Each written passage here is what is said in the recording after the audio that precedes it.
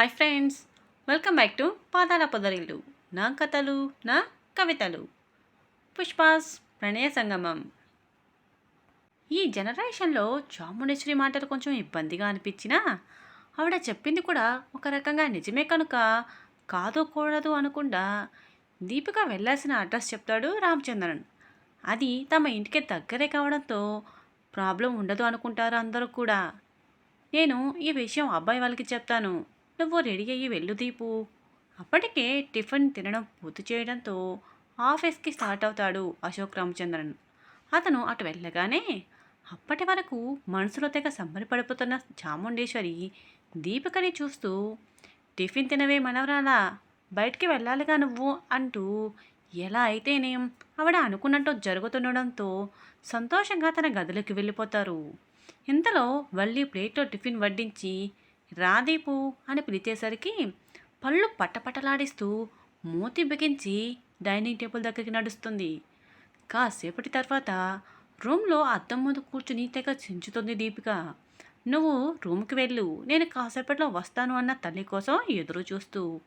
చెప్పినట్టుగానే ముందుగా తల్లి వెనుక చాముండేశ్వరి ఎంట్రీ ఇస్తారు దీపు గదిలోకి. చాముండేశ్వరిని చూసిన దీపు మొహం తిప్పుకుంటుంది. నీ వల్లే ఇదంతా నాకు అనుకుంటూ. అయినా చూసే చూడనట్టు వెళ్ళి బెడ్ మీద కూర్చుంటుంది ఆవిడ. ఇదో వల్లి, వెళ్ళి ఆ బీరువా తీయవే, అమ్మాయికి మంచి చీర కట్టి పంపిద్దాం. అబ్బాయి చూడగానే అలా కళ్ళప్పగిచ్చి చూస్తూ ఉండిపోవాలి అంటారు ఆవిడ నవ్వుతూ. నాన్నమ్మ మాటలకి ఒళ్ళు మండిపోయిన దీపు, నువ్వు వెళ్ళవే బామ్మ, కళ్ళప్పగించి ఏం కర్మ, కన్నీరు కారుస్తూ చూస్తాడంటూ చిన్నగా చప్పట్లు కొడుతూ బెడ్ మీద వాలిపోతుంది నవ్వుతూ. చాముండేశ్వరి మొహం ఒక నిమిషం పాలిపోతుంది.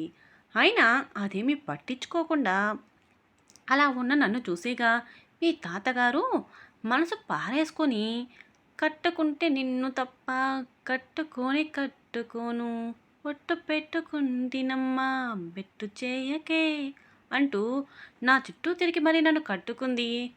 అప్పటి తమ రోజులు గుర్తుకు రాగానే ఆమె కళ్ళల్లో భర్త మీద ప్రేమ పొంగి పొరలుతుంది.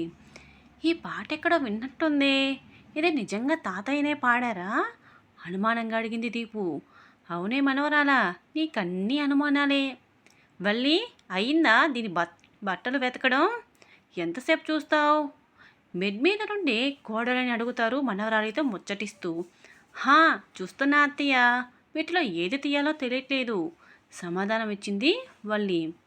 అప్పటి వరకు అమ్మ బామ్మల మాటలు వినకుండా ఇందాకటి విన్న పాట మీదే గురిపెట్టింది దీపు. ఏదో గుర్తొచ్చి, బామ్మ, నువ్వు పాడిన పాట నిర్ణయం మూవీలోది. దాంట్లో హీరో హీరోయిన్ యువ సామ్రాట్ అక్కినేని నాగార్జున, అమల. ఇళయరాజా సంగీతం 1991లో రిలీజ్ అయింది. మరేమో తాతయ్య ముందు ఈ పాట పాడారు అంటున్నావు నువ్వు.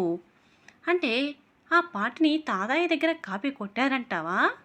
ముగ్గన వేలేసుకుని తలని ఒకవైపుగా తిప్పి పైకి చూస్తూ అడిగింది దీపు చాముండేశ్వరిని. ఏమో, అదంతా నాకు తెలీదు. మా సంగతి వదిలేయ్, నువ్వు తయారవ్వు ముందు. ఏం వల్లి, ఒకటి కూడా దొరకలేదా వాటిల్లో? బెడ్ మీద నుండి లేచి అటు కదులుతూ అడుగుతుంది కోడలని. చూస్తున్నా అత్తయ్య. ఒక చీర చేతికి తీసుకుని వెను తిరిగేసరికి అప్పుడే అక్కడికి వచ్చిన అత్తగారి చేతిలో పెడుతుంది చీరని. అత్త కోడల మాటకి అడు చూస్తుంది దీపిక.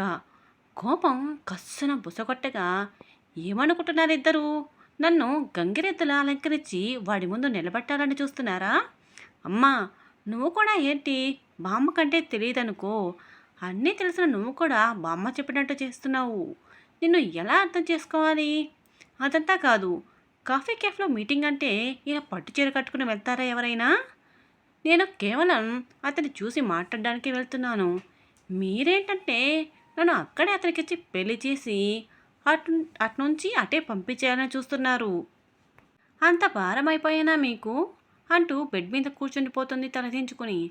శ్రీవల్లి చాముండేశ్వరి ఒకరినొకరు చూసుకుని దీపిక వైపు నడుస్తారు ఇద్దరు. ఓయ్ మనవరాలా, ఏంటిది? ఒక్కగానొక్క బిడ్డవి, నిన్ను భారం అనుకుంటామా మేము? ఏదో నీకు పెళ్లి చేసి నువ్వు మీ వారితో సంతోషంగా ఉంటే చూడాలనే ఆశ తప్ప ఇంకేం కాదే. ఇటు చూడు, నా మొహం చూడు. దీపిక చిన్న గడ్డం పట్టుకొని చిన్నపిల్లని అడిగినట్టు అడుగుతుంది చాముండేశ్వరి. వల్లి కూడా ప్రేమగా దీపిక తల నిమిరి, అలా ఎప్పటికీ అనుకోకు దీపు, నువ్వే మా కంటి వెలుగు, మా ఇంటి దీపం మా అంటూ తల్లి నడుము చుట్టూ ఒక చేతిని వేసి మరొక చేత్తో చాముండేశ్వరి చేతిని అందుకుంటుంది దీపిక ఎమోషనల్ అవుతూ.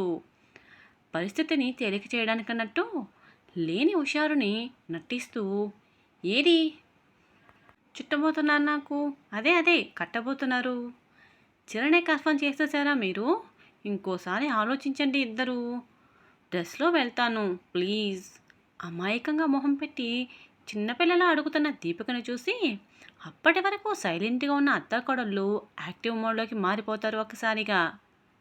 హమ్, ఆలోచించాల్సిందే వల్లి, అమ్మాయి చెప్పింది కూడా. నేనే అనవసరంగా చీరాని మొదలుపెట్టాను. ఈ కాలం పిల్లలు ఎవరు కడుతున్నారు చీరలు, ఏ పండగో పబ్బానికో తప్ప. నువ్వు తీసిన చీర అక్కడ పెట్టేసి నాతో పాటు కిందకి రా, అమ్మాయి తయారై వస్తుంది. మెల్లిగా మనవరాలి చేతిని సున్నితంగా నొక్కి గది బయటికి నడుస్తుంది ఆవిడ. అలా ఆమె గది దాటగానే వల్లి, నీకు తెలియదా అమ్మా అన్నావు ఒక దీపు, నేను మీ నాన్న మీ బామ్మని మాటని ఎందుకు కాదనలేకున్నామో తెలుసా. ఆవిడ పెద్దరికానికే విలువ ఇస్తూ ఆమె మాటని కాదని ఆమె మనసు బాధ పెట్టలేక, మీ బామ్మ చాలా సున్నిత మనస్కురాలు, మీ తాతయ్య కాలం చేశాక ఆవిడగా లేదు, నీకన్నీ ఇవన్నీ తెలియదు దీపు. ఎంత వయసు కొడుకు అయినా కన్న తనే దూరం అయ్యి తల్లి మనుషుల్లో లేనట్టు కళ్ళెదురే తిరుగుతూ ఉంటే ఆ పరిస్థితిని ఎదుర్కొన్న కొడుకు ఎలా విలవెలలాడిపోతాడో. ఒక పక్క బిజినెస్ స్ట్రెస్సు, ఎప్పుడు ధైర్యం చెప్పే తండ్రి ఉన్నట్టుండి దూరం అవ్వడం, ఇక తల్లి బాధ. మీ నాన్న ఎంత కుంగిపోయేవారో తెలుసా. మీ బామ్మని ఇదివరకులా మార్చడానికి ఎంత కష్టాన్ని ఇష్టంగా భరించారో. ఇదంతా నీకు అర్థం కాకపోవచ్చు, కానీ ఆలోచించు. నీకు ఆ పెళ్ళి కొడుకు అన్ని విధాలా నచ్చితేనే పెళ్ళి, ఇది గుర్తుపెట్టుకో చాలు. నవ్వుతూ కూతురి చెంప ప్రేమగా నిమిరి, త్వరగా కానివ్వు, నేను వెళ్తున్నాను అని చెప్పి వెళ్ళిపోతుంది వల్లి. ఇంతకీ ఆ పెళ్ళి కొడుకుగా వచ్చేది ఎవరు? ఈ ప్రణయ సంగమం కొనసాగుతుంది. ఇదండి ఈరోజు కథ. ఎలా ఉంది, మీకు నచ్చిందా? ఈ కథ మీకు నచ్చినట్టయితే వీడియోని లైక్ చేసి ఈ కథ మీద మీ అభిప్రాయాన్ని కామెంట్ రూపంలో తెలియజేయండి. అలాగే మన పదాల పదాల ఛానల్ని ఇంకా సబ్స్క్రైబ్ చేయనట్టు వాళ్ళు వెంటనే సబ్స్క్రైబ్ చేసుకొని మీ ఫ్రెండ్స్కి షేర్ చేయండి. సరికొత్త మలుపులతో, మనసు దోచే భావాలతో మరొక ఎపిసోడ్లో మళ్ళీ కలుసుకుందాం. Bye friends.